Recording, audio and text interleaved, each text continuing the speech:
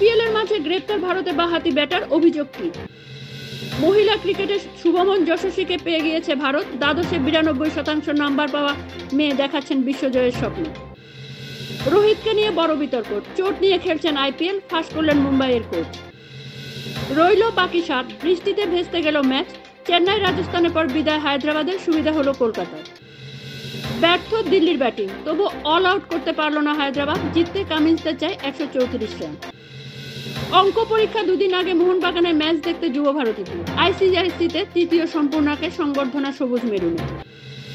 IPL এর মাঝে খুনের হুমকি স্বামীকে কে দিয়েছেন জানা গিয়েছে নামও, থানার অভিযোগ পরিবারের। 4 ওভারে 74 রান দেওয়া স্বামীকে ছেটে ফেলল হায়দ্রাবাদ, তবু হাল ছাড়ছে না বাংলার বোলার।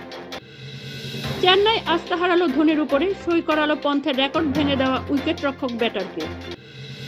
আইপিএল এর মাঝে ধাক্কা ভারতীয় ক্রিকেটে, আইসিসি টেস্ট প্রমো তালিকায় নেমে গেলেন রোহিতেরা।